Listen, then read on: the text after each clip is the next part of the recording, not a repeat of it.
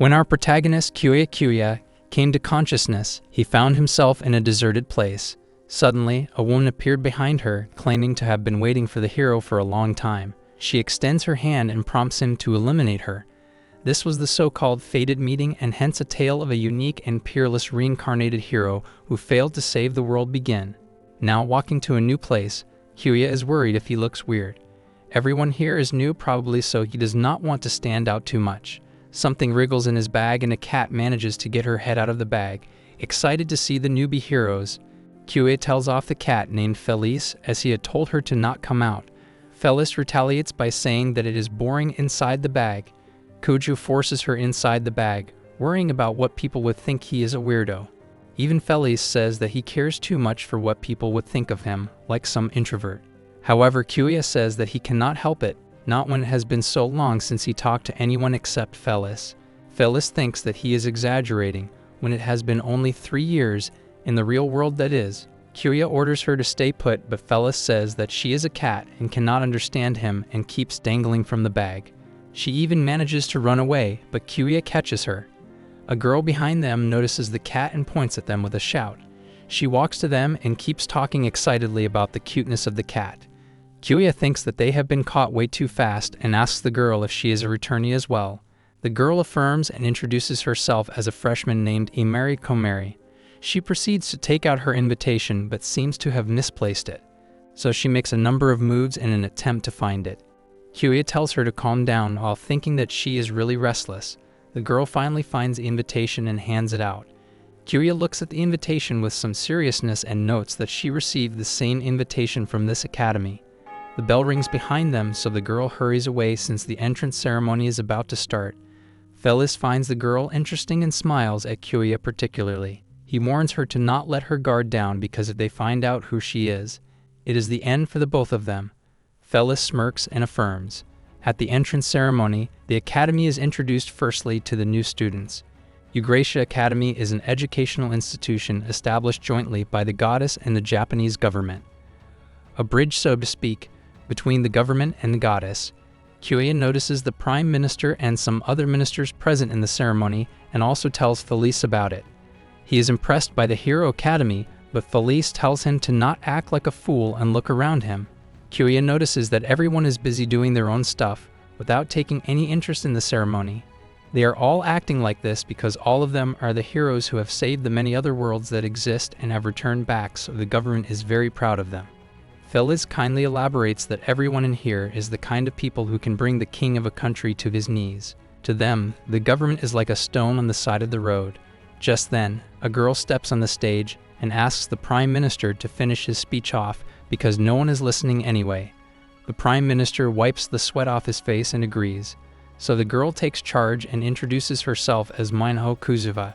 She is an executive member of this academy and takes it upon her to explain about the school herself. She explains that since a lot of big shots arrived here, everyone can pretty much guess what this facility is all about. This is a quarantine facility for all of them.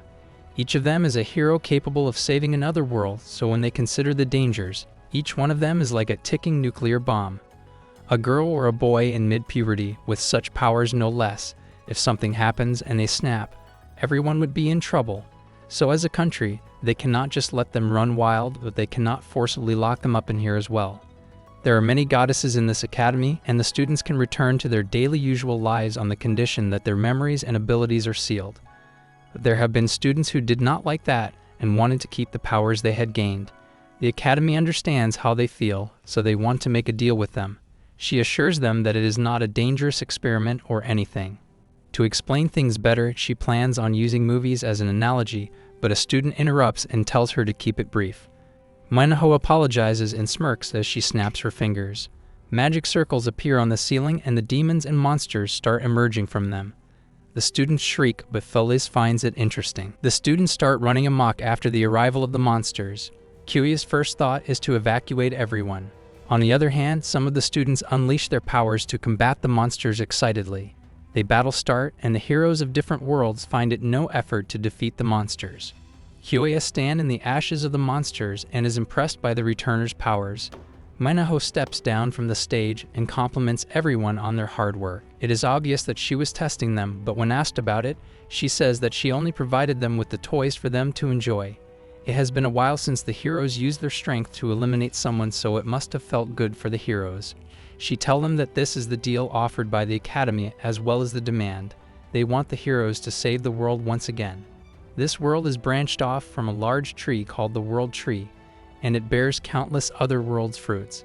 Many of those worlds are in trouble because they are being eaten by demons. The Academy needs heroes to go out there and exterminate those pests. Some of the heroes may think that they do not care about the other worlds, but in the past, there was a world that was destroyed by a demon lord. That demon lord was so powerful and vicious that they even devastated other worlds. By the time the goddesses realized what was happening, the demon lord already swallowed thousands of the worlds. In the end, they sealed the demon lord away with their world. The lost demon lord of the lost world, that is what they are called. Everyone is listening to this information seriously.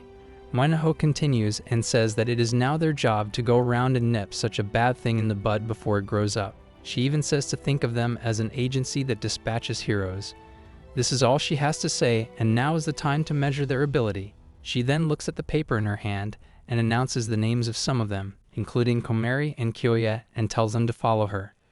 The rest of the heroes are to follow the staff members and do their best at the measurement of ability. Felis teases Kyouya about what could have done, but he says that he only attended the ceremony and nothing else. They all gather at another hall, and Manhwa announces that they do not have to take the ability measurement test and tells them to go back to their dormitories. The students are confused by it, but she kindly explains and shows a mark on her forearm. The mark is a savior's crest that is given by the goddess as a proof of saving the world. But none of the 13 students have this mark. Either they did not defeat the demon lord and were deported, or they were summoned along with several others, but they alone did not fight. Whatever the reason, Hei failed. Manhwa calls them the dropout heroes, the lowest of the low, the losers. She assures them that if they work hard, they would be promoted, and proceeds to leave. However, one student calls out to her rather disrespectfully and asks if she is looking down on them. Manhwa seems to remember that he is called Tearu and tells him that it is all nice to be brash and vigorous, but he should have just used this brashness to face off the demon lord properly. This comment obviously angers Tearu, and he steps towards Manhwa, only to be stopped by Komeri as she tells him to not fight. However, as brash as he is, he pushes Komeri on the ground. Kyouya immediately goes to her and asks if she is alright. Tearu asks Kyouya if he is also going to stop him as well. Kyouya tells him it is not right to be so violent. Tearu shouts at him like a bear and tells him to stay out of this. He then turned towards Manhwa and claims that he am much better than these trashes. The world he was summoned to was Stage V, and he was so close to clear it, but he had been just a bit careless back then. He even professes that he is the best when it comes to power and unleashes his power to prove his point. Kyouya and the others are shocked to see that Tearu summoned the Hellfire magic in a place like this. However, Manhwa, being a senior, remains unbothered and warns him to stop with the flashy magic. But Tearu does not listen and proceeds to attack her. Kyouya tries to stop him, and just then, the magic circle is cut in half by a girl. She then holds her sword against Tearu's neck and says that he gets a point deduction for the violation of a rule. The girl is named Rie, who gets told by Manhwa that they have not been even grouped yet, so there is no need to deduct the points yet. Rie sheaths her sword and says that Manhwa is too lenient. Manhwa states that this is what Tearu's power amount to, and the only thing that matters is that he failed to save a world, so any excuse is meaningless. Saying this, Manhwa takes her leave and tells them to think of some funny greeting for tomorrow's class. Tearu curses behind her, but Kyouya ponders on the fact that he is a dropout hero who failed to defeat the demon lord and thinks that this is not far away from the reality. On the other hand, Rie and Manhwa are walking together in the hallways. Manhwa compliments Rie on her perfect timing, but Rie knows that Manhwa stirred them knowing it would end up like this. However, Manhwa says in her defense that it is better to put the likes of them in their place through force. Speaking of power, there is one that bothers Rie. She had a feeling that the magic circle was already hollow when she cut it through. Manhwa also noticed that the magic circle had already been neutralized. Moreover, only the fire power had been neatly erased, and they do not even know who did it. Rie is surprised that Manhwa does not know even with her eyes, but the students from before do not seem to have that kind of powers. Manhwa explains that her eyes cannot see past the things that are masked by an even stronger power. She says that strong kids are always welcomed as long as they are on their side. Kyouya has been allotted the daffodil room number 107. He enters the room and finds it quite nice, even if it is worlds apart as compared to the normal hero's dorm. But he feels more at home in this kind of room, so all is well. Felis also comes out of the bag and finds the academy interesting. She tells Kyouya that he had been a little too obvious back there. Kyouya sits on the bed and agrees. He was the one to neutralize the firepower, and those in the executive committee probably noticed it.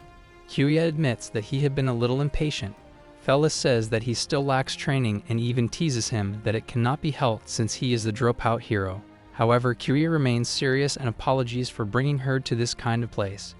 It is like an enemy stronghold to Felis, and things were not meant to go like this. He thought if they returned to his original world, a peaceful life awaited them. That is what he believed. Felis teases him even more and says in a monotone that if she is caught, that is worse than death. But she is not worried, since Kyouya would protect her. He is determined to do so, and Felis is finally content to get a manly reply from him for once. Not long ago, he was a little boy. Kyouya is not happy to hear that and tells her to cut it out. Felis is even more enjoying now that he is sulking and transforms into her human, the original form. However, she is not wearing anything, making Kyouya flustered. He thought she did not regain her strength enough to transform yet. However, Felis is too powerful to be bothered by it. Even if she regains a tiny bit of her strength, it is not hard for her to transform. But she cannot use magic or maintain this form for long yet.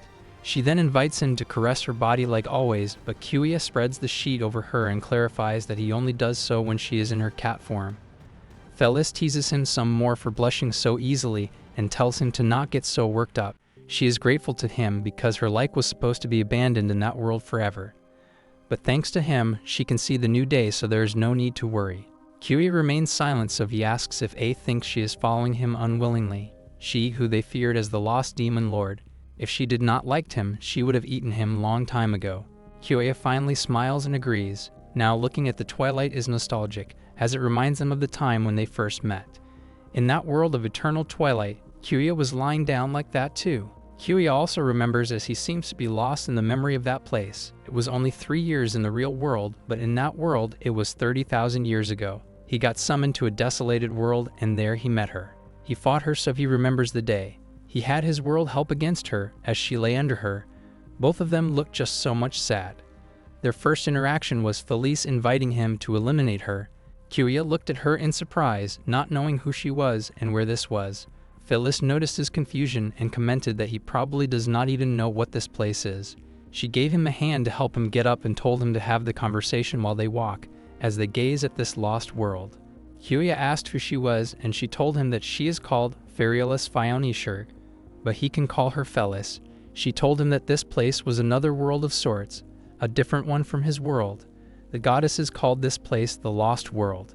Kyouya says that it is a pretty terrible name, and Felis laughs at the comment. She continues to tell him that this is a world where everything has come to an end and only this wasteland remains. He does not understand why did it end up like this. Felis tells him that she was the one to destroy it. Men, beasts, demons, and everything that lives, because she is called the Demon Lord. This information sends a shudder down his spine, but he asks anyways what does she wants with someone like him. Her answer remains the same as before, that she summoned him to eliminate her. She had liked to do the deed herself, but her roots constrained her to do that, so she cannot destroy herself. She says nonchalantly. Kyouya asks about the roots she mentioned, so she demonstrates it by bringing his out. It can be called the soul or the spiritual core, or the root that defines everyone's existence. Her soul particularly was artificially made to be a demon lord. Therefore, there are many restrictions, and not being able to take her own life is one of them. That is why she needs his help, but Kyouya tells her that he cannot fight. She laughs and tells him to relax because she's so going to personally train her so that he can perform that task. Kyouya finds her so nonchalant about her own life. As they were talking, they have reached a stone door. Kyouya thinks that it is a dead end, but Felis takes out a dark key and inserts it into the door. The door shines brightly, and Kyouya cannot help but squint his eyes. Felis welcomes him to her castle, and the two of them enter. Kyouya is amazed to see the riches inside that are almost filling the whole area. This is the Hall of Man treasures called the Antisarium. It is her treasury. There are all the treasures of the 3,000 worlds that she destroyed, so it has almost everything that Kyouya might need, that she would use to train him so that he can eliminate her for good. She then starts taking out various treasures for him to try that Kyouya finds crude. Kyouya starts wandering to see just how wide this place is and notices something. There is an ash-black sword lying among the treasures. Compared to the treasures around it, it looks rather plain and hence attracts the attention. Kyouya is about to touch it, but Felis stops him. She tells him that this sword is a living demonic sword from the ancient branch of Calamity Levanquin. It is a crystallization of evil that devours the soul itself. Felis has only used it 3 times herself. The way that Kyouya is right now, a slight touch can take his life. Kyouya gulps at the implications, but Felis assures him that he would be able to hold to in 300,000 years. He is even more surprised to hear the time frame. Felis states that even the time itself is dead here, and is only the fraction of 10,000 as compared to his world. She assures him that she would train him to the fullest. Even if he passes away, she would bring him back to life. Even if he went insane, she would bring him back to his senses, so everything will be fine. Kyouya knows that this does not sound fine at all, but is too scared to voice his opinions. Felis looks sad when she says that despite having so much time, it is her who does not have much time left. She then resumes to her older self and announces a welcome part for Kyouya. And so his life in another world began. He wondered what kind of harsh training awaited him and was worried whether he would be able to keep up with the training or not. Turns out it was needless to worry because his first task was to walk on the white line without steering off of it. Another example is eating food with his left hand, that he found quite hard, or handling things without using his pinky finger. All this was a slight deviance from his normal life, but according to Felis, humans do not really move their bodies in a way they want it. He first needs to build up his body to redirect 100% of his will back into his body. She is going to make sure he knows how to use his body properly. So in 50 years, his body gradually began to move as he imagined it, and he slowly started to do more strenuous activities such as running and swinging. In 100 years, his body was naturally conditioned, but the goal was not to train it, but to control his body exactly as he imagined it to be. In 1,000 years, once his body was trained to a certain degree, the next step was to practice magic. However, it was extremely difficult to develop the magic power needed to use magic. It took another 10,000 years before he was able to use magic properly. In 2,000 years, finally he was able to fight using both magic and swordsmanship. He spent my days fighting with the demons created by Felis. And so his days of training intensified, but in this lost world, there is no longer any form of entertainment. His only source of entertainment was talking with Felis. After an intense day of training, she would excitedly ask him to tell her about the stories of manga from his world. Felis was very eager to listen to his story, about his favorite manga, about things back home, about school. It was just stories about his boring life with no particular drama. Even with such boring stories, Felis always listened to it happily. One particular story she likes was about a black cat he used to keep in his home. Kyouya told him that cat never listened to him at all. It was like a queen who took it for granted the care it was given. It had a rough attitude and kept making a mess all over the room. But even so, it was his precious family. Felis comments that a cat is such a bundle of miracles, to think that such a small creatures will always be with you. Kyouya observes her for a bit and says that Felis is also kind of like a cat. She blushes on the implication that this could mean she is like a family to him or that he thinks she is cute. Kyouya also blushes but says that he meant to only say that the air of greatness around the both of them is the same. Felis finds it confusing because she is a demon lord and is actually great. After shouting a bit, the two of them turn their faces away. Kyouya notices a pile in the corner of skulls and bones. He glances at Felis and remembers her saying that she was the one who destroyed the worlds. The woman he sees right in front of him is right now looks like an ordinary girl, and yet she is capable of such a thing. His curiosity gets the better of him and he asks the reason for her to destroy those worlds. She looks at him horrified but answers anyway. She states that the answer is simple, because she was made like this to be a world-destroying demon lord. The one speaking to him right now is like a glitch that just happened to pop up after it had done its job. By the time she attains self-awareness, everything was already destroyed. Kyouya shouts at the idea that all this was not her fault at her but lies with the one that made her. Felis asks him if that is true. With all the corpses buried in the wastelands and the piles of bones, he thinks she is still innocent. Kyouya gets up but does not know how to challenge her words. He asks if she wants to end her life to atone for her sins. Felis asks if she looks that nice to him. She is a demon lord, so even if she attains self-awareness, her nature remains the same. She says that the pain and the joys of others is irrelevant to her as she gulps down the drink straight from the bottle. Kyouya points that she is lying, and Felis has a distant expression after hearing that.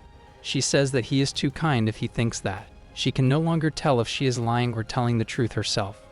The only thing she knows for sure is that she is tired of this eternal prison. Kyouya looks sad after hearing that, but Felis only sighs and gets up, as tomorrow is a combat training and Kyouya should rest before it. Felis leaves and Kyouya could not say anything anymore. He does not know how long she has been alone in this wasteland, so he does not know what to say to her. And he is sure there is nothing that he can say to make her feel better, but there is something he thought about strongly. If he could free her from the fate of the demon lord who lives for destruction, maybe she would be able to live a normal life like the one she longed for, like in his stories, together with her favorite cat, reading her favorite manga, while drinking her favorite drink. He wonders if he can avoid taking her life as she wishes. Aid wonders if he can be together with her. And then, around 30,000 years later, it is the inevitable time. Kyouya asks if they really have to do this. Felis simply smiles and asks him to take a walk with her. She is sure that Kyouya has guessed that she is not entirely broken free from her roots. Her destructive drive as a demon lord still binds her soul. This temporary glitch of hers will not last longer anymore, and once she is swallowed by her destructive drive, she would start destroying everything again, including Kyouya. However, he says that he does not mind that, but Felis thinks that he is too kind. He should know that she would not allow him to do that. There is no reason to hesitate. For the sake of the world, he must show the results of his training and defeat the evil demon lord. Or has he developed feelings for this demon lord, she asks. Kyouya replies that he has, and Felis remains silent for a while. She then turns towards him and says that the 30,000 years that she spent with him have been a source of great happiness for her. Anyone would have been just fine to eliminate her.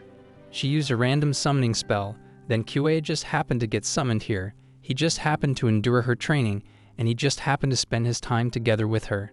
She thanks him for his time because she is glad that it would be him to take her life. Kyouya feels something take over him, and he takes out his sword, while Felis on the other hand welcomes the hero, now in her full demonic form. Kyouya is standing in front of her as she flies in the sky and prompts him to take her life. He notices that her eyes have changed to a black color, indicating the demon lord's destructive impulse that binds her. Both charge towards each other, and Kyouya soon notices that she is not the Felis he knows. She is grabbing him from the head, but he manages to summon magic to struck her away. The Felis he knew had a quiet, a warm smile on her face, much different than the power and destruction crazed expression on her face right now. She taught him swordsmanship, offensive magic, defensive magic, restorative magic, and all that for the sake of taking her own life. But he wants her to live because she also gave him something that he never had in his life before, the joy of spending time alone with someone for a long time. All he has ever done is give up and doing whatever she told him to do to grant her wish for 30,000 years, so just for this one, he asks her to listen to him. This long fight ends with Kyouya on top of Felis holding his sword. She seems to have returned to her older self and asks him to take her life now. She explains that once she is no longer, the contract that brought him here would break, and he would be able to return to his own world. She apologizes for dragging him into this mess. Kyouya drops the sword and asks why she is apologizing. Felis is surprised to hear that, but Kyouya gets angry and demands that if she is truly sorry, she should live. Felis does not know why he wants her to live when she was the one who destroyed the 3,000 worlds and everything in them. Kyouya shouts at her all the more and tells her that it was not her fault and there could be a way to separate her from the control, but Felis tells him that if there was such a way, she would have done so. It was not even possible with the help of the Lavanquin. This mention of the sword clicks something in Kyouya, and he stands up, understanding that it was not possible for Felis particularly. She does not know what he is planning until he summons a magic circle and says that he is going to be the one to do it. If she is bound to her root, then he would break her from the chains that bind her. So that she can live as Felis and not the demon lord, he will separate her ego from her soul. Felis obviously tries to stop him because even she could not attain this feat, even being the destroyer of 3,000 worlds, and Kyouya is far too unexperienced and powerless. If he fails, his soul will perish. However, Kyouya does not listen and is confident since he won against the very demon lord who destroyed the 3,000 worlds.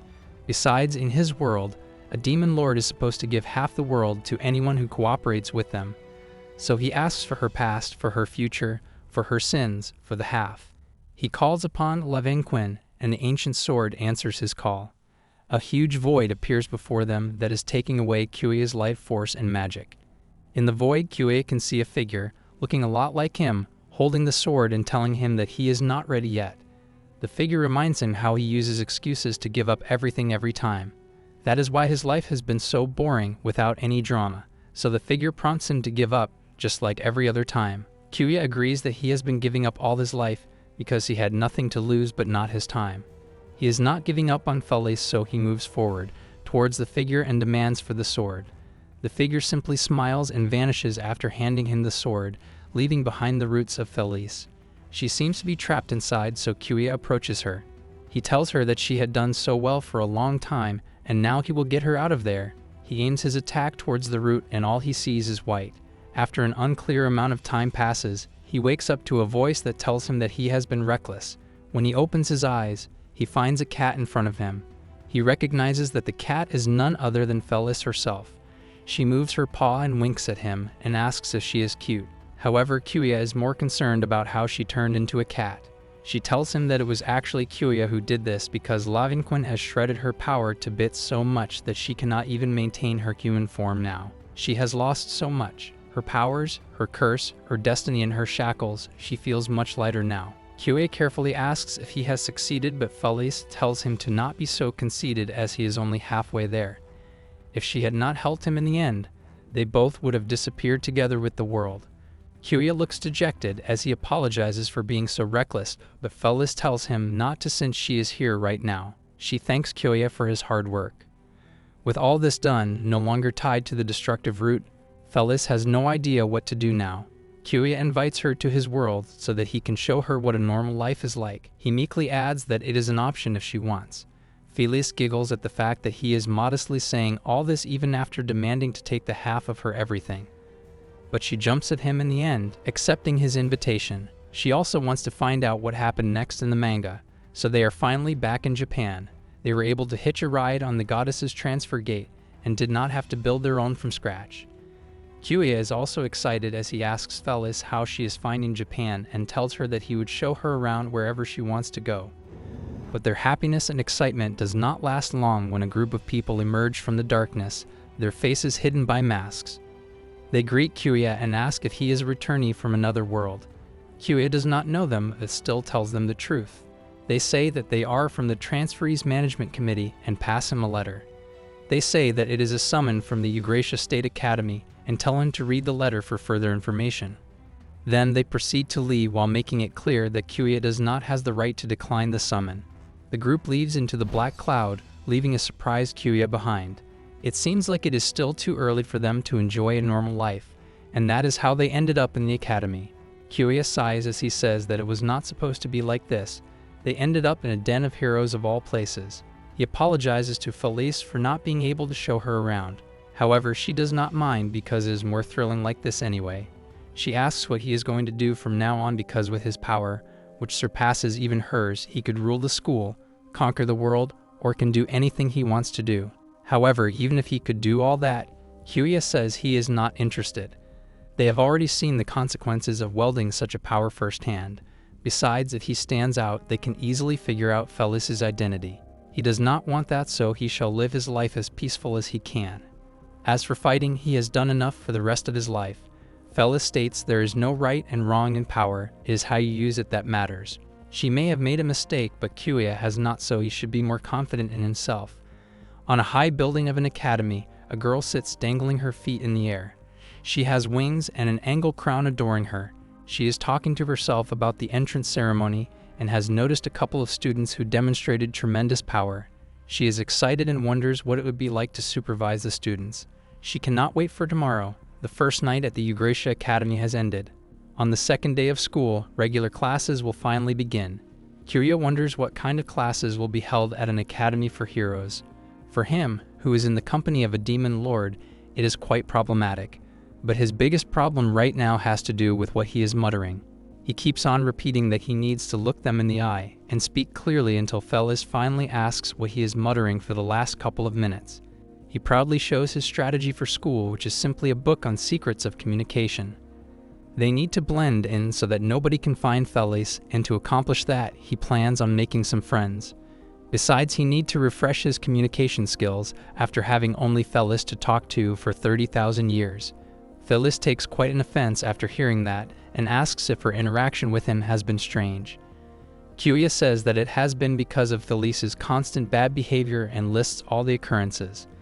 In a certain world, a certain someone, given a chance, will try to tease him or trying to get a minor like him to drink or experimenting with new magic on him right after he is healed. All this has a little effect on Felis as she makes a funny face and says that someone like that does exist somewhere, like in an abandoned world perhaps. Kyouya is ticked and wonders if he should beat this naughty cat of a woman. They finally reach the classroom, so Felis is spared. Before entering, Kyouya instructs her to stay inside the bag and behave and tells her to use telepathy if she needs to say anything. Kyouya enters the classroom and greets loudly, only to find that the classroom is empty. He is surprised that no one is present until Felis points out to him that the class starts at 8 and he is here too early. He is looking at the clock when he hears someone say that Lala is the first one here. He turns around but finds no one, making him doubt if he really heard a voice. He slowly approaches the front desk and notices someone hiding behind it. Kyouya goes around the desk and asks who is there. There is an angry-looking girl with wings and an angel crown asking about his unintentional staring. Kyouya thinks that it is a lost child and the girl snaps. She flails around and starts shouting that everyone keeps saying that just because she is tiny. Everyone looks down on her and treat her like a child. She even says that if she was a lost child, she would have cried to him instantly, so he should think a bit before speaking. Kyouya is taken aback a bit and asks who she is. She says that she is Lala, a goddess and a very important being. Kyouya is surprised to find that and worries that Felis is still inside the bag. He stutters in front of her, making Lala think that he does not believe her.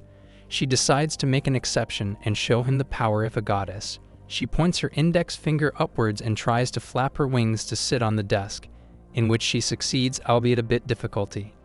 Kyouya blandly asks if that is all, but Lala says to let her take a breath. Kyouya asks Felis, through telepathy of course, if Lala really is a goddess.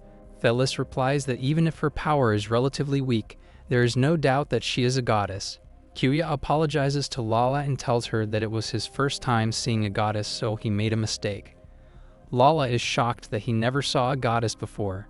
Felis instantly tells him that a hero is usually summoned by a goddess, so it is weird that he never saw one before. He needs to fool Lala, so he says that he has never seen a goddess as young and talented as her. That is what he meant. Unexpectedly, Lala finds it suspicious and says that he is hiding something. She won't be fooled because she is self-proclaimed smart. She even points at his bag and says that she smelled something suspicious from it. Kyouya is super worried and asks Felis to act like a cat. Felis is even more perplexed, but there is tug-of-war going on outside that Lala wins and opens the bag, only to find a cat inside. Felis acts so mushy cute that even Lala is influenced and calls her Fluffy. She takes the cat into her arms and squeezes so hard that Felis is forced to squeal. Kyouya is glad that they were able to fool her somehow when the students start coming to the class. He sits at the back and observes his classmates. He is surprised that they obediently came to school. Judging from the mood on the first day, he thought they had be a little more reluctant. He wonders if this is the effect of yesterday's speech by the executive officer. And the teacher has not arrived for quite some time, so Kyouya asks Lala if she is the teacher. She feels proud but says that she is much important than a teacher. She is a superintendent. He is wondering where the actual teacher is when a familiar figure enters the classroom and greets them. It is the executive officer from yesterday. Manhwa, and Kyouya is not the only one surprised to see her. Noticing that none of the student is happy to see her, she complained that kids these days cannot even say hello to their instructor. A brave student tried to defend himself that he just never thought that a fellow student would be the instructor. Manhwa asks if they really thought a regular school teacher would come because a normal adult has nothing they can teach to people like all of them. Everyone present is a former hero and all of them have some kind of superpower. No way can a normal adult take care of this matter.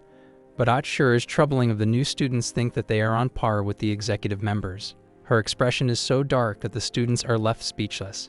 Manhwa simply scratches her head and proceeds to start the lesson, but she does not know anything about them, so she clicks her fingers to test what they are capable of doing. The ground below disappears, attracting every student inside. The last advice from Manhwa is to take care of their lives. When the students open their eyes, they find themselves on the ground, a strange stitched sky hovering over them. Kyouya and Felis discuss that this is a new space created by advanced spatial magic.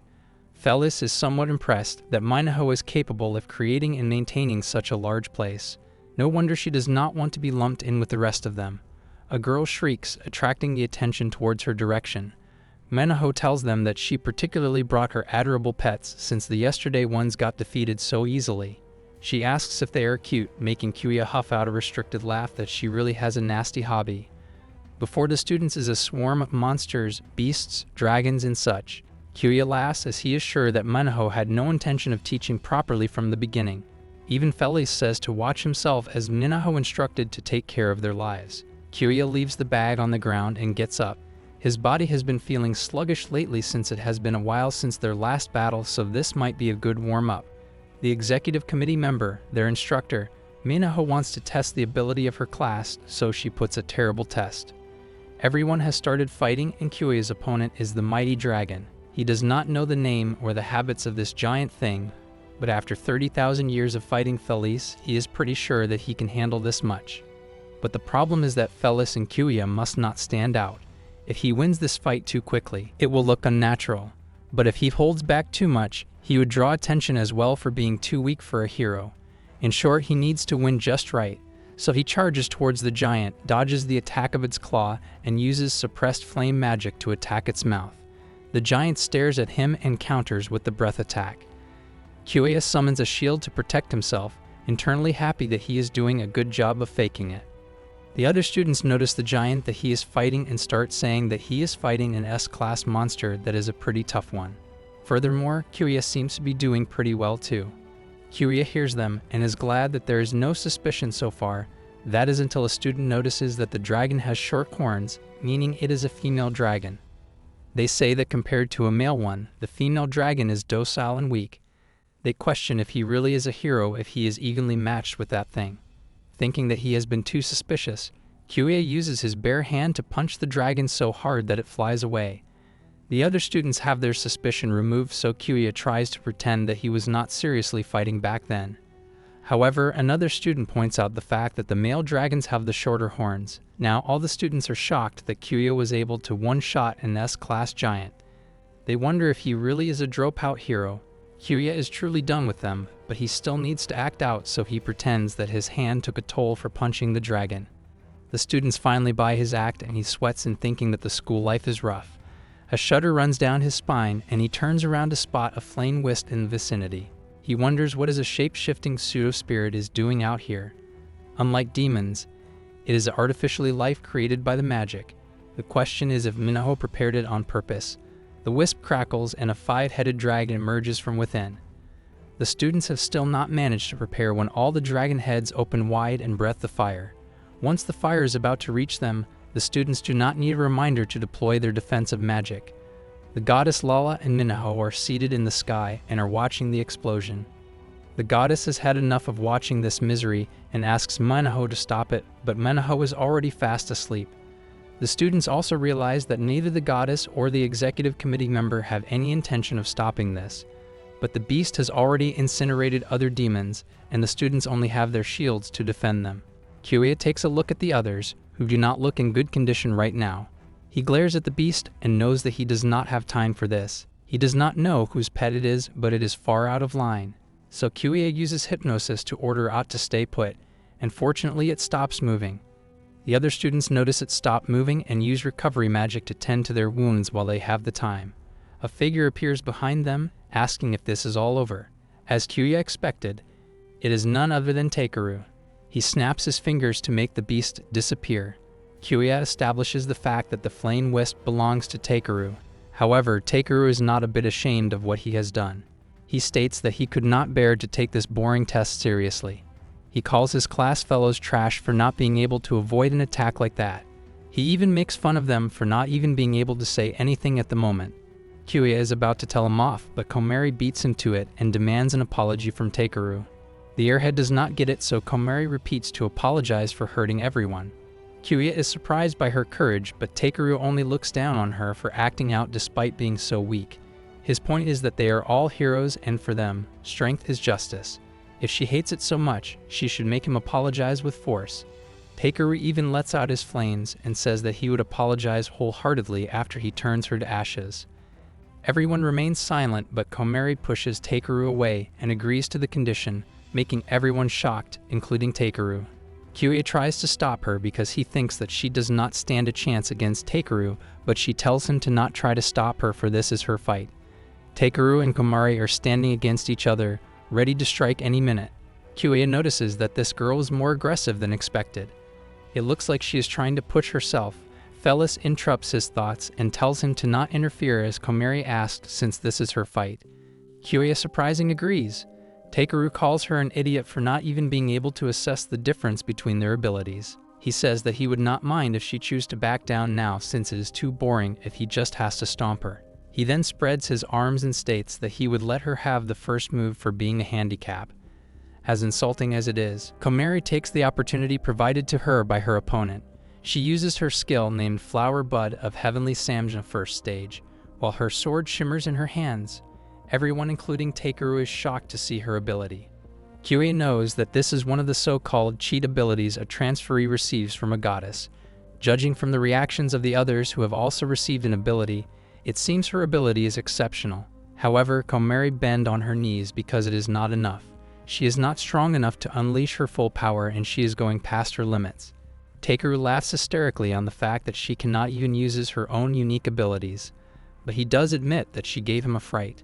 Komari glares at him, but Lala comes flying down because she cannot tolerate the bullying of the weak. However, Takeru uses his super scary expression to make her stand back. This look sends a shiver in even the goddess, and she runs into Kyouya's arms crying. He thinks that he is really reckless, but tries to soothe her anyway. Kyouya then tells Takeru to call it quits for now, but Komari is still bent on fighting her own fight and asks him to not interfere. Kyouya can easily spot her trembling hands, and so of course Takeru has also noticed them and tells her off to quit already because she is not cut out for this school. Kyouya tries to mediate and tries to stop the looming fight, but Takeru punches him so hard that he is flown far away in a skipping sequence. Komari is shocked while Takeru warns him to not yap so much and get on his nerves. He urges Kyouya to show his ability because he believes that it would be trash as well. However, he was not expecting Kyouya to tell him that he does not have any unique ability. It is all because he was summoned by a demon lord instead of a goddess, but he does not reveal this piece of information. Takeru laughs at him for not even having an ability. He never thought of a hero without an ability, but he says that he expected as much from a piece of garbage like him. Takeru picks up the bag which contains Felis and wants to show how easily Kyouya can be incinerated. Kyouya snaps at him after finding Felis in danger and runs to grab his wrist. His strength is so much that even the powerful Takeru winces and is forced to let go of the bag. Komari runs towards Kyouya to ask if he is alright, but all she gets is a bag to hold on to for now. Kyouya demands Takeru to show his unique ability that he is so proud of. As proud as Takeru is, he proudly shows his unique skill and summons the Dverger. He explains that he can enhance the power of all fire magic hundreds of times. While everyone is scared and Takeru is bent on incinerate every last of them, Kyouya simply puts forward a finger. So when Takeru tires to fire them, nothing happens. He tries it again and again, but nothing is happening, causing the other students to giggle at his misery. Takeru tells them to shut up and assumes that Kyouya has the unique ability of magic. Kyouya did actually interfere with his magic, but he was not lying when he said he does not have any unique abilities, but he can do almost anything at the level of a unique ability. Takeru, on the other hand, thinks that he has it all figured out and decides to use his fists to beat Kyouya physically. He charges at Kyouya, but Kyouya is not to be underestimated. He dodges the attack and kicks him hard for Komari and trying to burn Felis to ashes. The kick causes Takeru to fly away. The students could not see anything because the two of them were moving so fast, so Kyouya grabs his leg while crying, pretending that Takeru ran into him when he lifted his leg, and Takeru suddenly flew back on his own. The students are not suspicious now, but Takeru is having a hard time balancing the school and his powers. Manhwa finally wakes up conveniently after everything is sorted and remembers as she was in the middle of the class. Seeing that none of the kids died, she dismisses the class and brings them back to the classroom with a snap of her fingers. Kyouya is surprised that she is really ending things like this despite all the trouble of going through the test. Manhwa approaches him and tells him that it is fine to reveal his skills a bit more. Kyouya glares at her and asks what she is talking about, but she simply smirks and goes away. Kyouya knows that it was excessive to do all this even if it was for Felis's sake. Looks like his school life is getting more complicated. His bag with Felis is still in Komari's hand when she approaches Kyouya and grabs his hand, asking him to let her call him master. Yes, the school life has turned extremely complicated. There is a party going on between a not-so-looking happy Kyouya, an excited Lala, and a happy Komari, all to celebrate the formation of Lala-chan's team. Kyouya wonders how he ended up into this. Well, it all started when Komari asked him to let her call him master with sparkly eyes. Both of them are holding hands when Manhwa suddenly appears because she forgot to tell them something. She tells them to check the team list that is posted in the hallway. She is kind enough to tell them that in this academy, they have a team system consisting of 2 to 5 members with one goddess in charge of each team. Basically, they would be operating as a team. And that is how Kyouya ended up in this team. Komari still cannot believe that she is on the same team as her self-proclaimed master, that is Kyouya. Lala is also excited to be on the same team as the Fluffy-chan, a name she came up with for Felis the cat. Both the girls are super excited. Komari saying that this must be fate, and Lala asking if he is also happy to be on the same team as her. Kyouya does not really care and tell them to stop messing up his room. But the two of them are not listening at all, spilling drinks and chips everywhere.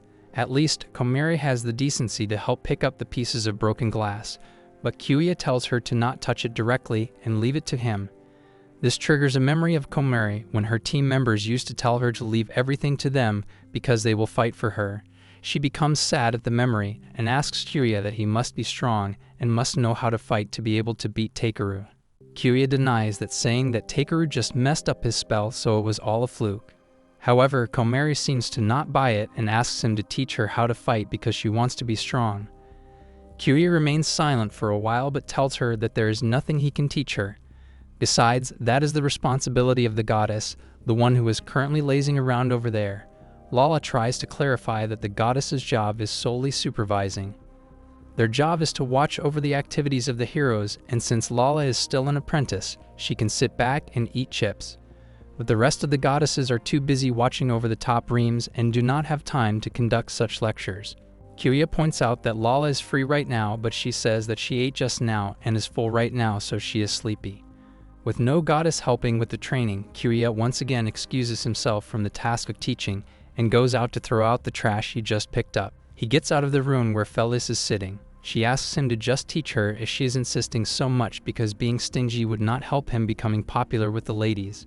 Kyouya says that he is just trying to stay out of trouble and not get them exposed by trying to be a teacher at this school. Besides, there is no way that he and Felis would not be exposed if they get too involved, so it is fine to keep a safe distance. Felis appreciates all the things that he is doing for her, but he is overthinking the things a bit.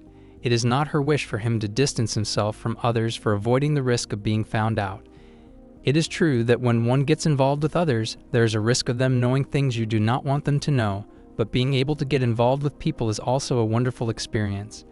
At least for her, the idea of spending her boisterous time with this boisterous bunch makes her quite excited.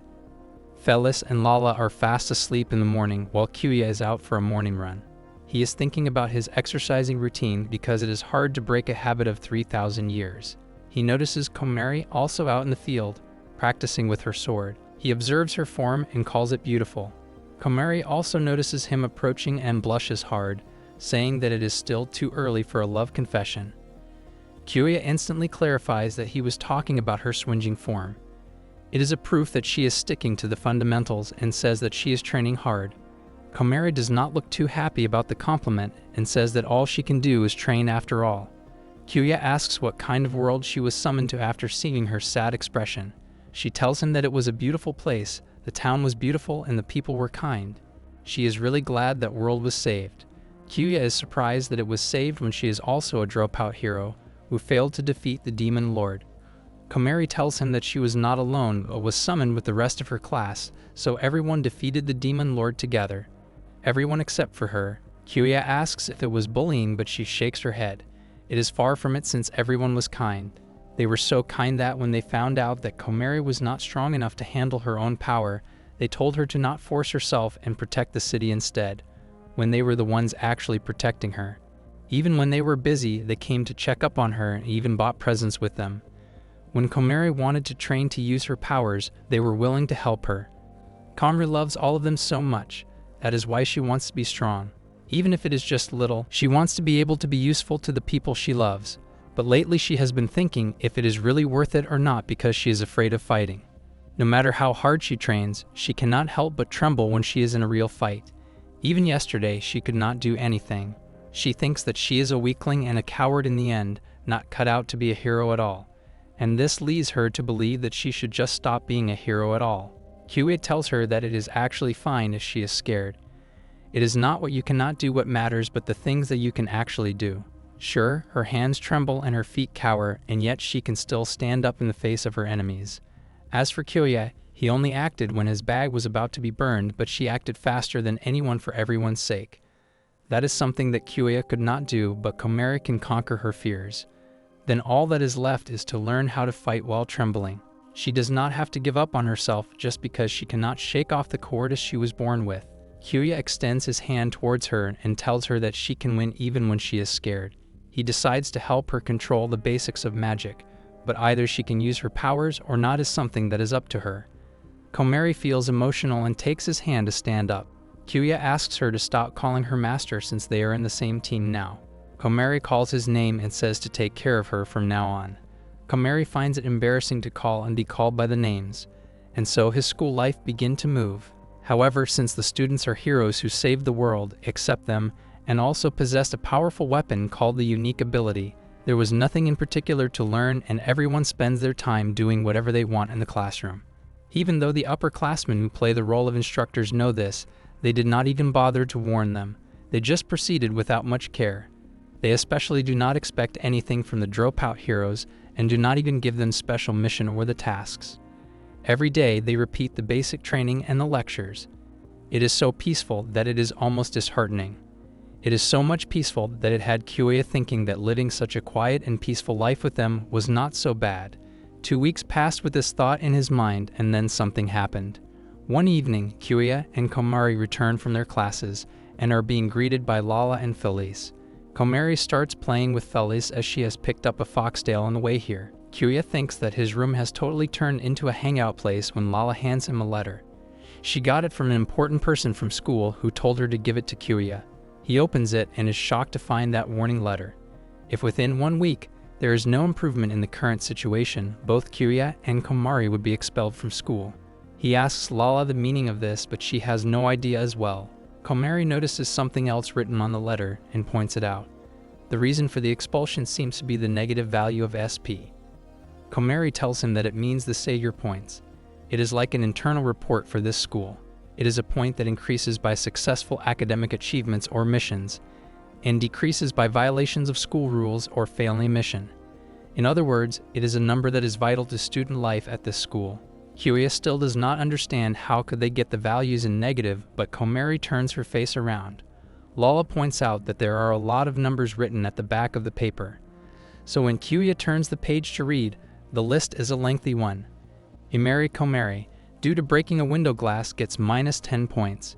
Imari Komari, due to tripping over on practical exercises, gets minus 5 points. Imari Komari, due to vomiting in the cafeteria, a detriment to school hygiene, get minus 15 points. The list goes on, and Lala and Kyouya look at her strangely. She spreads on the ground while crying and telling them to not look at her like that. She even swears that it was not on purpose. Kyouya knows that now is not the time to be blaming. They need to accumulate more than 3,000 points in a week or so. Komari comes to grab him and asks what they can do. Felis meows and looks at Kyouya expectantly. She tells him to Norris to fret over it since the solution to their problem right here. She puts her paw on the mission list of this month that has a Demon King's subjugation expedition mission with over 3,000 Savior points. On the other hand, a woman apologizes to a man named Kyugoku for disrupting his training and informs him that juniors who would go with him to the subjugation expedition mission of Demon King have been decided. Team B11 would be accompanying him. Kyugoku knows that they are a bunch of losers and does not like working with them, even if it is for the sake of savior points. He states that he would beat them up with his air raid if they came in his way. On the day of the Demon King subjugation expedition mission, arrive at the meeting place, which is the plaza. Komari is very excited because she had that it would be a joint operation with a senior team, and this fired her up. She cannot wait to see how awesome they are and learn a lot from them. This is Lala's first expedition as well, and she is excited to have a lot of fun. Felis is worried that this goddess thinks that expeditions are for having fun. Kyouya finds them too carefree when they are the reason that they have to go to this expedition in the first place. Up front, the team is already gathered and Kyugoku tells them that they are late. They should have arrived 15 minutes earlier and calls them trash.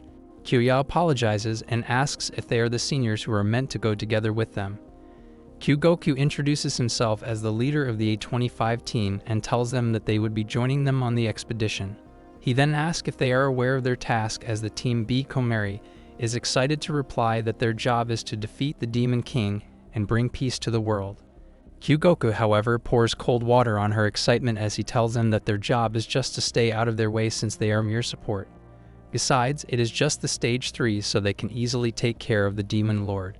Kyouya does not know about the stages and asks. He is informed that a stage is a classification of different levels of threat in the other worlds.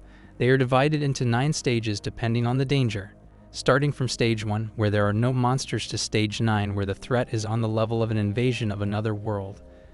Their mission this time is stage 3, a stage that can be cleared by a single group alone, although there is also the Lost World said to exceed stage 9. Kyouya absorbs the information given and asks why this one is a joint operation when it can be cleared by a single hero. The boy is about to answer that but is grabbed by the head and is thrown on the ground by Kyugoku. He asks the boy who gave him the permission to teach those guys when he has judged that they do not need an explanation. The poor boy tries to explain that they are just new here, so he thought it right to give them some guidance. Komari also runs forward because she is against violence, but is stopped by the other team members. Kyugoku lets go of the boy and answers that it is a joint operation for an easy stage 3 because a bonus will be given for training the newcomers in savior points.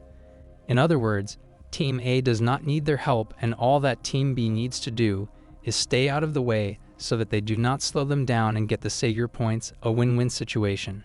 He even warns them to no talk back to him again. The heated atmosphere has not cooled when another figure appears from the sky and tells them to not fight with each other. She is Lady Freefetia, the goddess of Team A.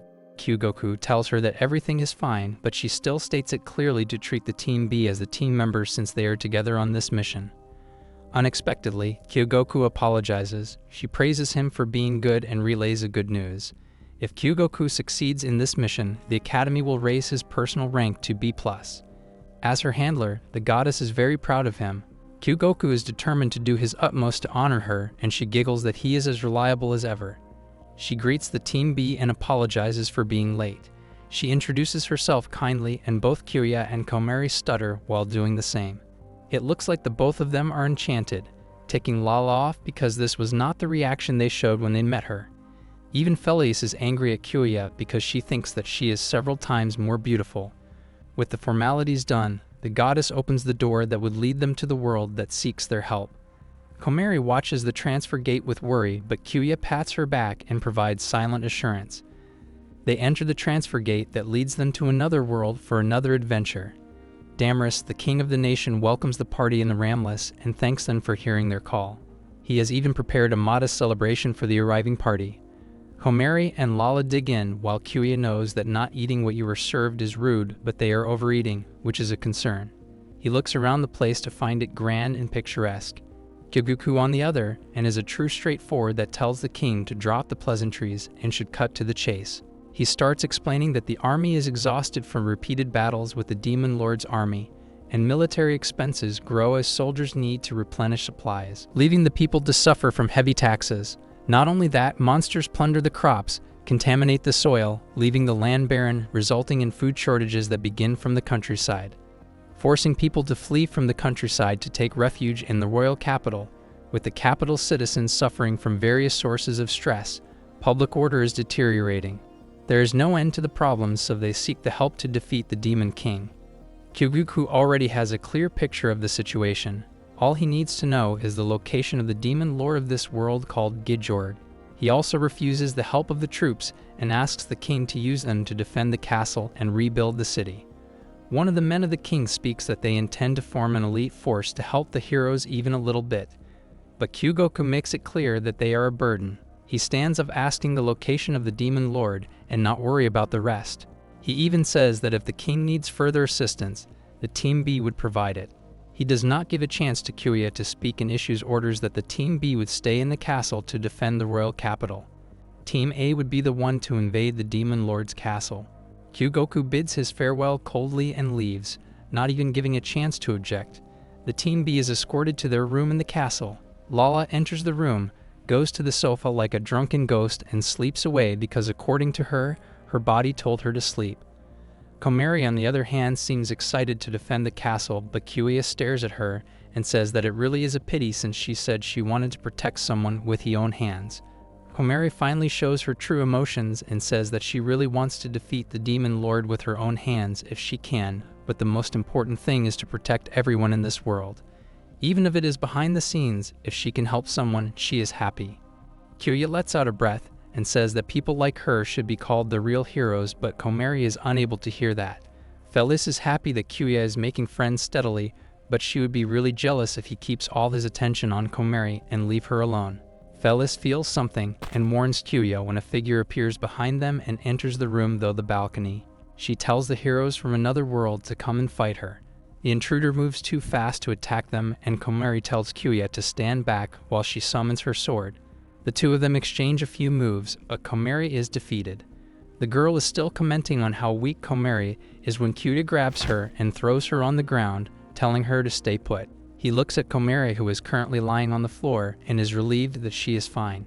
He knows that the intruder girl hit Komari with the back of her sword and has no intent to take lives. Well, there is only one way to find out what she wants.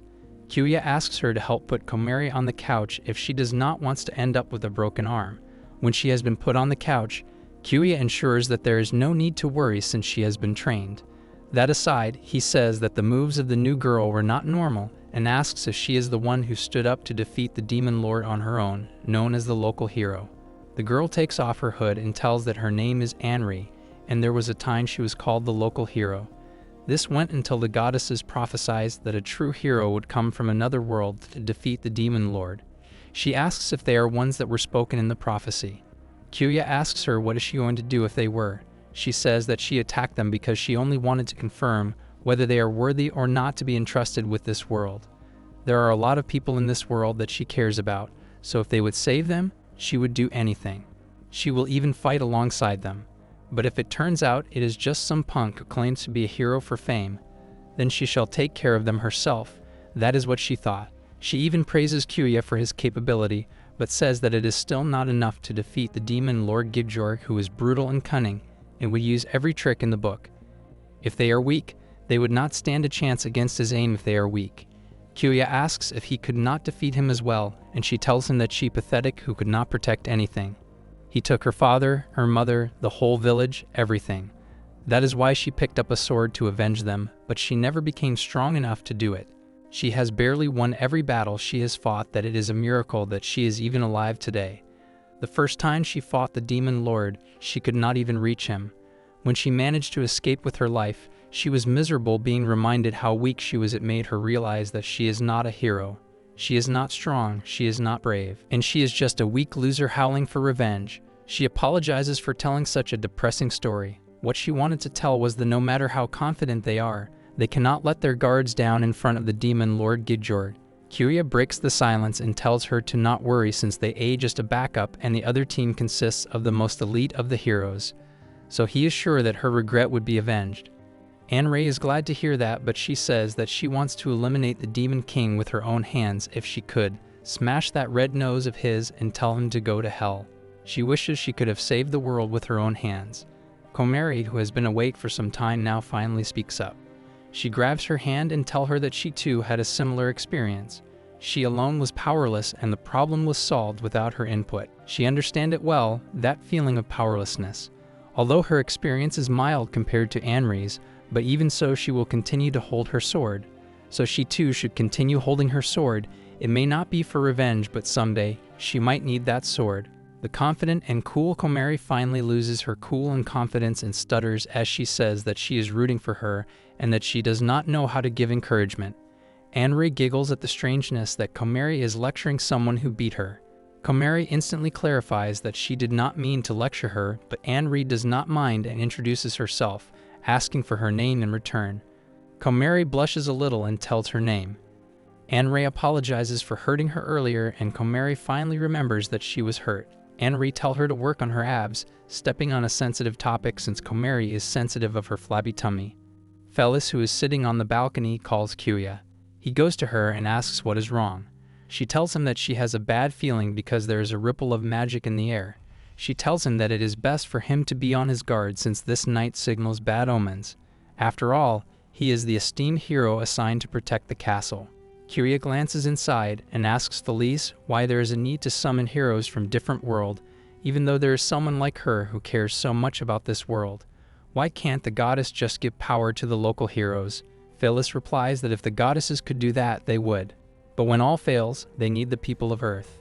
People of Earth were originally created to be warriors of great power, and by unbinding their shackle through the key that is the goddesses, one will become the powerful warrior they were meant to be. If they had unrestricted access to their power, they would destroy themselves, for history has proven that humans with power will repeatedly fight each other.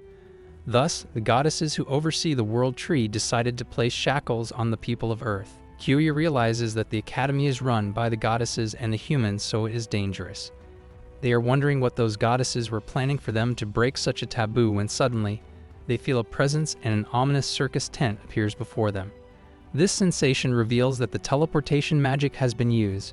The tent screeches with horrifying noises and Anri runs towards the balcony. Kyouya asks if she knows what that is, and of course she does. Kyugoku wears his gloves with a snap as he says that it saved him a lot of trouble. From inside the tent, skulls and bones emerge that transform into a huge figure. It is announced to the local masses that he is here to play with the prey. Before them is the demon Lord Gigjorg of this world. With the arrival of the demon Lord Gigjorg, Anri stands in front of everyone and demands his reasons for showing up here. The demon lord stares at her for a while and then splits into different characters to put on a show. One character answers that he is here to meet his sweet Anri Han. Another one cries and says that he cannot sleep at night because she eliminated his 4 heavenly kings. Another asks if she has any idea how she feels. Surely she would know if eliminated her mother and father as well. He then stops to realize and say that he really did eliminated her mother and father. Anri is furious after hearing that, but Kyouya tells her to calm down since his purpose is to provoke him. But still, Kyouya did not expect for him to show on his own. The soldiers on the other hand have the magic cannons ready and fire at the giant Demo King. The shooting is at point, making them wonder if they have done it at last. With the destruction of the giant body, they start celebrating that they have finally defeated the Demon King and peace awaits them. However, Anri is not so naive to believe that and warns the other that this is not over yet since he is not that weak. A voice echoes from the giant body saying that Anri knows him well. Soon enough, the giant body explodes and a lot of demons emerge from within. Everyone is shocked to see the number of demons. Kyouya realizes that the giant body was just a dummy made by magic and the real body is somewhere else. At this 8, the people will get harmed, so this is not the time to lay low. However, before Kyouya can do anything, Team A arrives. Kyugoku tells the others to do the usual, and the 3 calls their ability and use it to enhance Kyugoku's magic. Kyouya also realizes what they are doing. The other members are working together to strengthen Kyugoku, so he uses his skill air raid to eliminate all the demons in one go. Everyone present is amazed by this ability. The demon lord once again emerges from the filthy rain and praises the other world's heroes for presenting such a spectacular performance.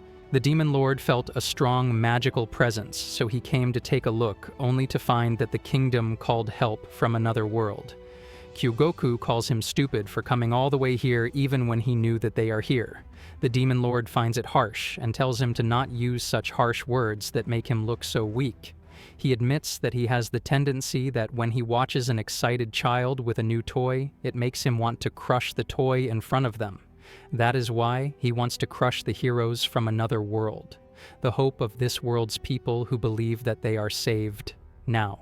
He then summons his magic circles and says that this was supposed to be a gift for Henri, but he now has to wait until after he eliminates the heroes from another world. The Demon Lord fires from the magic circles, which is an immense power, but is fortunately stopped by the shield that Kyogoku and his team set up. The Demon Lord is still thinking how that is possible when Kyogoku flies above him and attacks from behind. The Demon Lord barely dodges the surprise attack, and his arm is severed from his body. Kyogoku says that he does not like wasting time, and thus cannot waste his time explaining his powers to a dying man. He charges again at the Demon Lord, who is currently calling for timeout and saying that this is not like his scenario. Kyogoku stats that just means that his scenario is a waste of time and finishes off the Demon Lord. Kyouya, who has been watching the fight all along, analyzes that by using a 3-man enhancement, Kyogoku, who possesses the unique ability to manipulate high-speed winds, takes charge of the attack.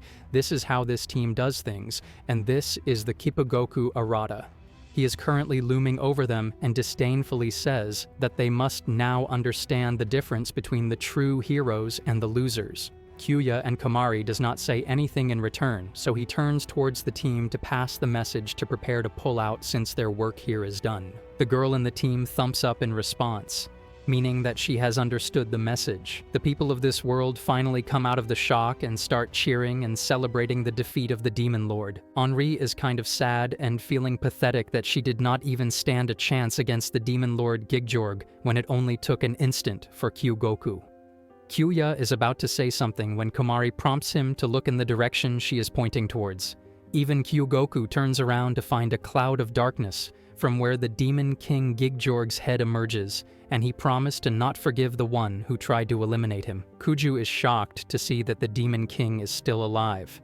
The king tells Kyogoku that he will remember his face, and then a hand comes out of nowhere, taking the Demon King's face with it. In the end, the king gives a final goodbye with his hands and disappears into a magical hat. Kyogoku realized that the Demon King Gigjorg had escaped, but no matter, they know his strength. He is just stage 3. But Henri shouts, letting Kyogoku know not to be fooled by the Joker since he might still be hiding his power. But the arrogant Kyogoku tells Henri that he doesn't need any advice from an amateur like her. He says they are the professional ones. Soon the people start cheering up for Kyogoku and call him hero. Saddened, Henri tells Kyogoku that she understands what he means and also calls him a hero, while Kuju stands there looking at all this silently. Later, the people celebrate and enjoy because the Demon King is gone.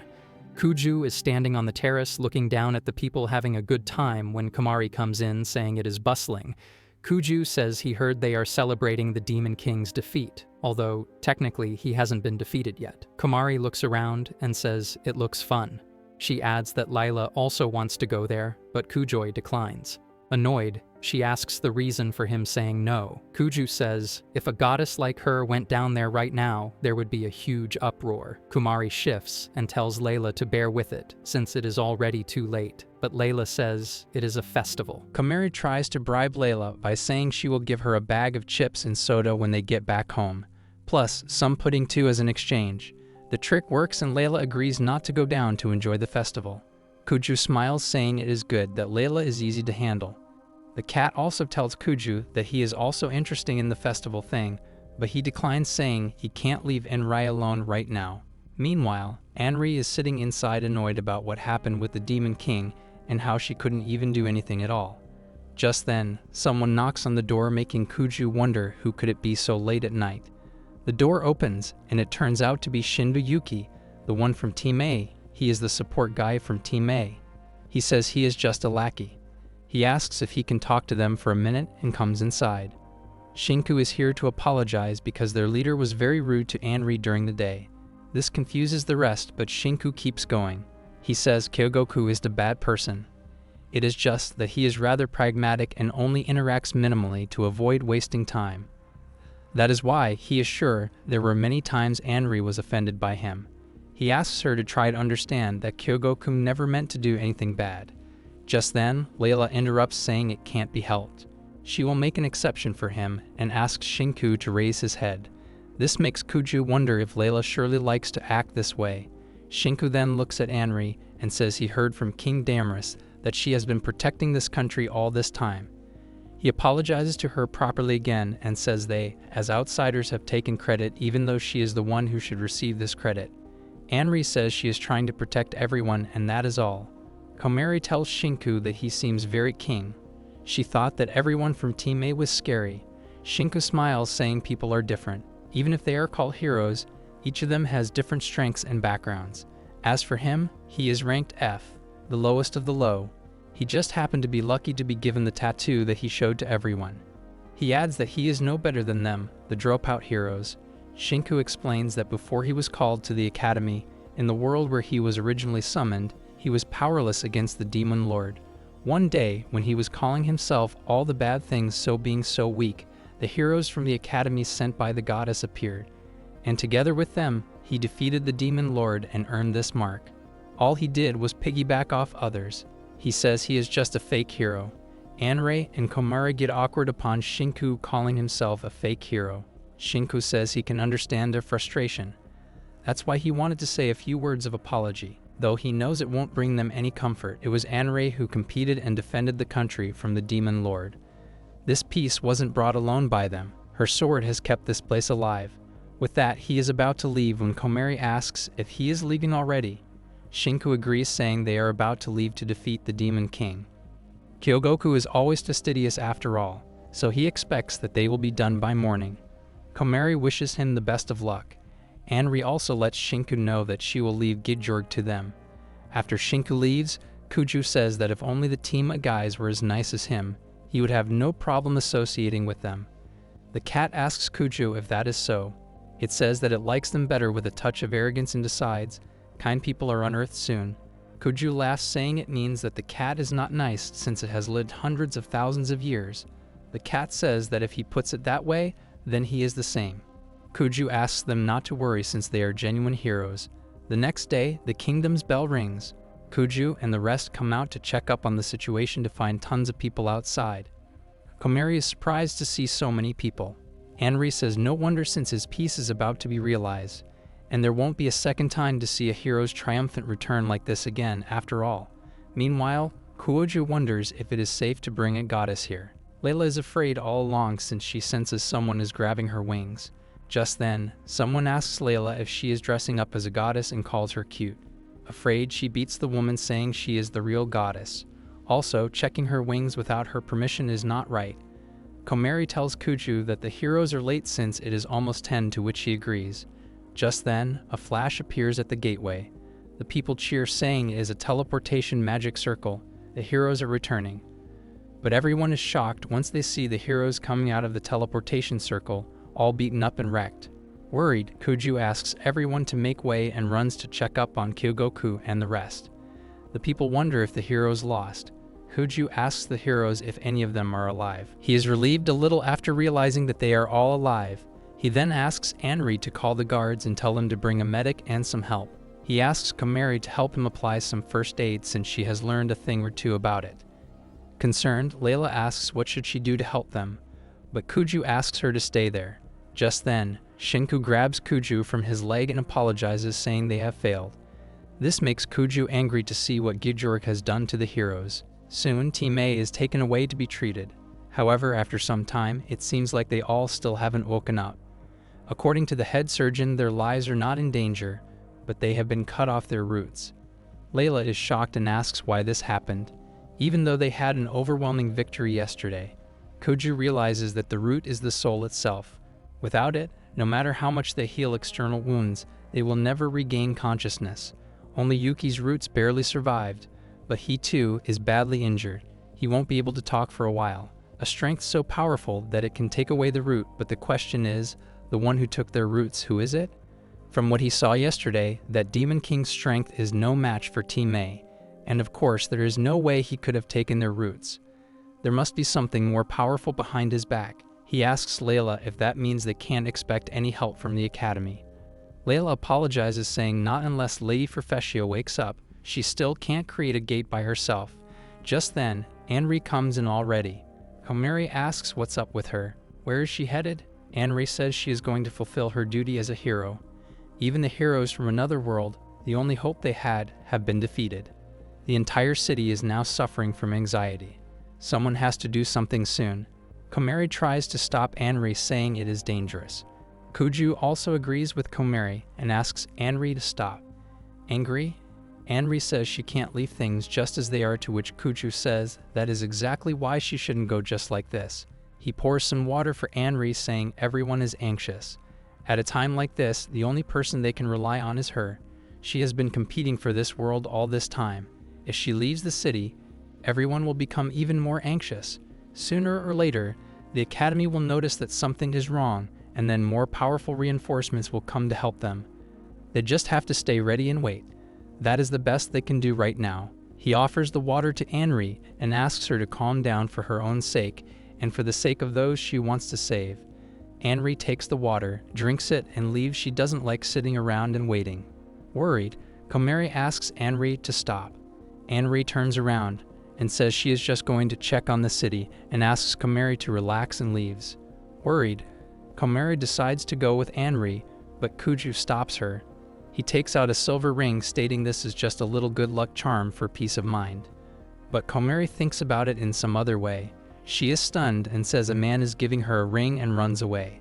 Kuju asks her not to think about it so deeply and just go already, while Komari runs to find Anri and wonders about the ring. Kuju then sits back on the sofa with Layla, while Layla can be seen visibly sad. She rests her head on his lap, making Kuju question if she is okay. Layla says she is okay, it is just she is tired. He looks at her trembling and says she should better get some sleep in bed. But Layla says she is fine here. She says she can't let Kuju be scared. Kuju smiles, saying she can go ahead and sleep as long as she likes. With that, Layla falls asleep right there on the spot. The cat asks Kuju what is he going to do now. Kuju says, as he said earlier, they will wait. But the cat asks if he is going to do that. Kuju makes Layla comfortable on the sofa and asks the cat why he's asking you like that. What else can he do? He says he is going to get some rest since he will be on patrol duty soon. He leaves the room, saying he will get some dinner before that. Outside, Kuju checks up on the heroes who are still asleep. He then goes around the city to see people being scared. Some are praying while the kids are crying. He walks around and finally finds a clear spot. He makes a teleportation circle and goes inside a treasure room. He wonders it's been ages since he last came here. He looks at the main sword and thinks it's been a while. With that, he holds the sword and takes it out of its resting place, which makes a bright flash, and it disappears from his hands. He thinks that this is the only thing he can't seem to hold on to.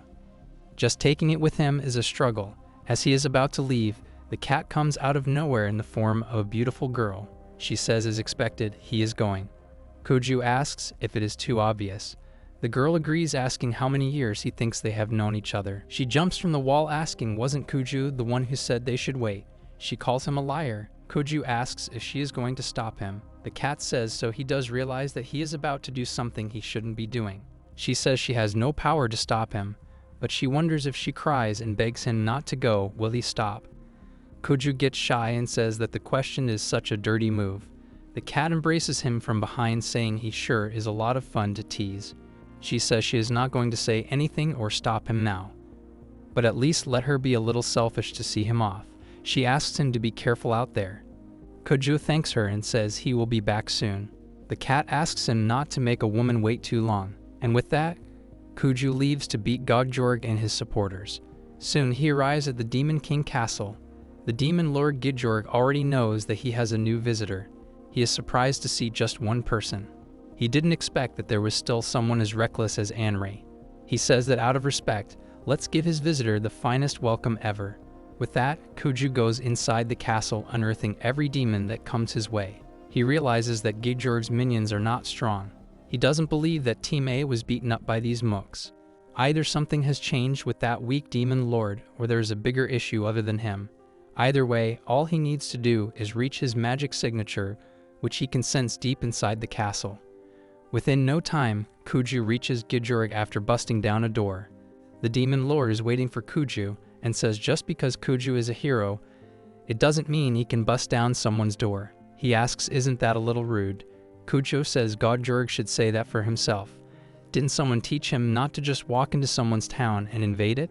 Gigjorg comes down from his chair, stating a demon lord has no morality. They must invade, and every action they take should be chaotic. That is why this little him has no time to spare. He asks someone to do something about Kuju. Kuju looks around to see one more joker. He says as far as he can tell, this guy down here is the last one. He laughs and tells Gigjorg that each and every one of them is so useless. Gigjorg says he will play with him then and asks what he wants. Kuju takes out his sword and asks Gigjorg to come forward. Gigjorg says he just did this, so he is not in the mood today, but since he is a nice guy, he will indulge him in a bit of fun. He uses a magic called Velody of Revolas, and 4 magic circles come out of nowhere. Kuju realizes that this is the same magic circle the Joker used in yesterday's competition. Kuju tells Gigjorg that magic can be easily disarmed by just a little bit of inference. He asks the Joker if he didn't beat those guys with this. He asks the Joker to get serious already since someone is waiting for him back home. With that, Kuju makes his finger glow, which the Joker finds interesting. The Joker gets crazy and attempts to use a lot of magic spells at Kuju, but Kuju manages to get through each one of those. The Joker laughs, asking if this is Kuju's unique ability. Confused, Kuju asks the Joker why he knows about it since only the people at the academy should know about it. But the Joker laughs, saying he wonders why he knows that indeed. Maybe the little him here likes to study hard. Kuju says if Gigjorg was willing to go that far, then so be it. The Joker laughs, saying as Kuju's wish, he will personally turn him into minced meat. Kuju realizes that Gigjorg's power is getting stronger and stronger, and with that, the Joker converts into something else. He shows his full power to Kuju, making him question if this is the Joker's full power. The Joker, Gigjorg, laughs, asking if Kuju is afraid of him now. He laughs, saying this is only 7% of it. He adds that it is too late to get scared now, because he has already decided to turn Kuju into pieces. But to his surprise, Kuju says as he expected, Gigjorg is too weak. This makes the Demon King as he asks Kuju to repeat what he just said. Kuju says he can understand now. He asks if Gigjorg is the only demon lord here. He asks if the Joker is not weak just because he is secretly the shadow of the demon lord or something like that, is he? This angers the Demon King, Gigjorg. He asks what is wrong with Kuju. He is treating him like a mook. He asks if Kuju is underestimating him.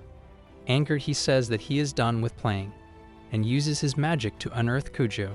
But Kuju lets the Joker know that his magical interference won't help him. But the Joker says that with this magic, Kuju will be unearthed in agony. To his surprise, Kuju manages to escape the toxic magic and comes forward to beat the Joker, breaking his nose in an instant. Shocked, the Joker asks how Kuju escaped the magic spell. What kind of trick did he use? Kuju says he didn't do anything. It is just that he has been subjected to this kind of magic tens of thousands of times. His mentor is a Spartan. Get used to it is what they told him. This angers the Joker, and he asks Kuju if he is playing with him. But Kuju says that after taking his aim just now, he is sure of it. As he thought, Gigjorg is trash. Angry, Gigjorg says he will unearth him. He comes forward to grab Kuju, saying not to play with him. But Kuju dodged the Joker very easily. He uses his special sword to end the Joker. Lastly, he asks Gigjorg to tell him to go to hell, she said. After this easy victory, Kuju quickly heads back home. He was careless, he thinks. He should have known better. If there is anything that can defeat a hero from another world who is stronger than a demon lord, then there is only one. Meanwhile, in the city, the guards can be seen lying on the ground, and a stranger is smiling at the lifeless guards while Kuju hopes that everyone is safe. That night, Komari cannot fall asleep. She knows that tonight is Kuju's turn to patrol, but she needs to do something. She gets up to check up on Kuju, but cannot find him anywhere. Just then, Yuki comes out of nowhere, scaring her. She rushes to check up on him, happy to see that he is awake. She asks if it is okay for him to walk. Yuki agrees, saying he is fine. She asks him to wait and decides to wake up the doctor, but Yuki stops her. Kumari soon stands on the corner of the hallway, shocked by what lies in front of her. Many lifeless bodies of soldiers are lying on the floor, making Kumari wonder if it was Yuki behind all this. Yuki looks at her with an evil smile, stating he told her to wait. Trembling with shock, Kumari asks if it can't be possible. Yuka can't be the one who did this. Yuki laughs, saying Kumari is not very perceptive. But this is also what he expects from a dropout hero, the one who beat up those soldiers lying there, the one who cast a strengthening magic on that weak demon lord, but still couldn't win. So instead of the demon lord, he beat up those from Team A. He points at himself, stating it was all him. Chimera doesn't get it. She says she doesn't get even a single word Yuki is saying. Yuki says he must have a reason for this. Is it to deceive the demon lord's eyes? He asks if that kind of scenario happens. The villain has a sad past, something like that. But he uses his magic and says it would be nice if that were true, but isn't. Yuki uses the air raid magic at Komari and breaks the status behind her. Shocked, Komari asks if the air raid magic belongs to Kyoku. Yuki agrees, saying this is his unique ability. He has the ability of skilled eater. This thing doesn't just copy the other person's powers. It eats the root of its opponent and takes it away. He adds that it took him a long time to learn how to use this thing. When he was just summoned, it was practically powerless. Just when he was steadily gathering abilities from monsters, the guys from the academy showed up, taking away his prey, then treated him like he was some kind of failure. But then he thought to himself, everyone at the academy has got some kind of crazy abilities. That means if he devoured them all, he would be the most powerful person in the world. If he unearths them, he loses the root's power, so he has to keep them alive, which is something he doesn't like. On the other hand, as long as they are alive, he doesn't care how beat up they are. He asks Komari to go ahead and turn herself into a fluid pulp for him and let him eat her. Komari cannot believe that the guy who appears to be so innocent will turn out to be the main villain of the story. She doesn't want to give up and takes out her sword, stating she will stop him. But Yuka laughs, saying, is she going to stop him? He says not to make him laugh. He adds that Komari is weak and uses his eating magic to trap her magic powers. He says that a weak dog like her sure knows how to bark, but before he could do anything, the silver ring Kuju gave her starts to shine. Yuka looks at the ring, wondering what is that ring, but ignores it, saying soon it will belong to him anyway. Yuka uses more power, and at this rate, even the ring cannot completely block it. Yuka asks Komari to just give up already. A talentless person like her should just become fodder for the talented ones. If she knows what he is talking about, he asks her to drop her sword and calls her incompetent. But before Komari could give up, Anri comes from behind Yuka with her sword. However, Yuka dodges the aim. Enki says she couldn't sleep, so she went patrolling. She tells Komari that she doesn't get it completely, but asks Komari if Yuka is the enemy. Yuka calls Anku a local hero and says she isn't invited here. But well, if he is going to make it look like the demon lord did this, it might be more convenient if Anri is unearthed. With that, he uses his magic at Anri, but she dodges the magic with magic-imbued sword. Komari is shocked to see this. She thinks even though Anri lacks self-confidence, she is still very strong. Anri tells Yuka that he said incompetent shouldn't put down their swords, but wasn't it he who encouraged her to do so yesterday? He said her sword has kept this kingdom alive. She asks if that was a lie. She questions which one is the real Yuka. Yuka gets angry and uses his power with more strength while saying he just doesn't like being talentless. Anri is shocked to see the magic strength. She tries to compete, but the magic is way too powerful.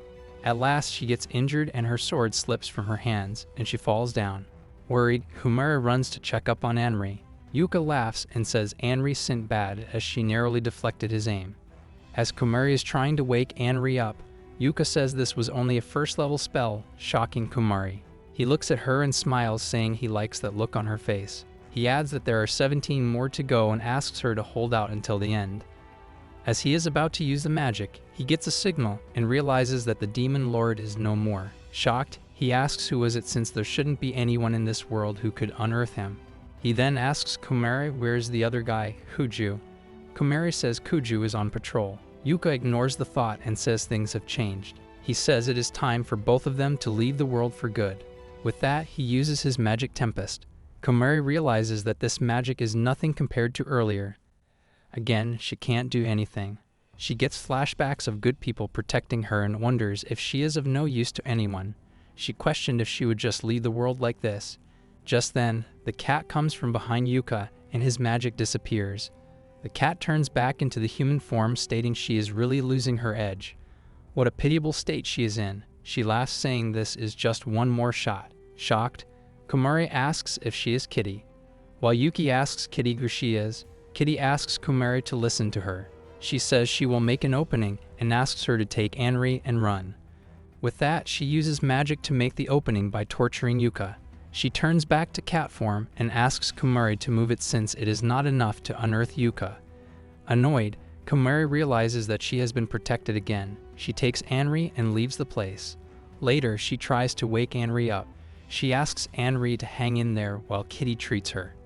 Anri is annoyed, saying all she does is lose. She has done so much. Yet she can't beat Gigjorg or another hero. And on top of that, she saved her. She calls herself pathetic, which makes Anri cry. She tells Anri that if she hadn't brought her time back then, she would no longer be here. She says that Anri saved her.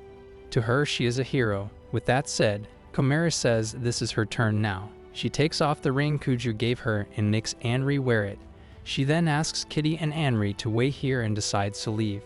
But Kitty asks Kumari not to be foolish. She tells her that he ring is Fabina's favor, a magical item that protects her from all kinds of magic. If she removes herself from its protection, Yuka will unearth her in an instant. But Kumari says it is okay since she is not thinking about going to defeat him. There are still a lot of people in this castle. Someone has to tell them to evacuate. Kitty says if that is the case, then she will do that after she is done treating Anri. Even if she runs into that boy, she will manage. But Kumari reminds Kitty that earlier she said just one more shot, which means she can't compete anymore. She leaves saying if a cat goes around telling people to evacuate, it will only confuse them, so she will go. Kitty asks Kumari to just call for evacuation, and don't even think about competing Yuka. Before leaving, Kumari tells Kitty that even if it is too late now, she knows that Kitty can talk like a normal person. She tells Kitty that her voice is adorable. She laughs and asks Kitty not to keep any more secrets from now on. Anri also tells Kitty that her voice is adorable and apologizes for hiding it.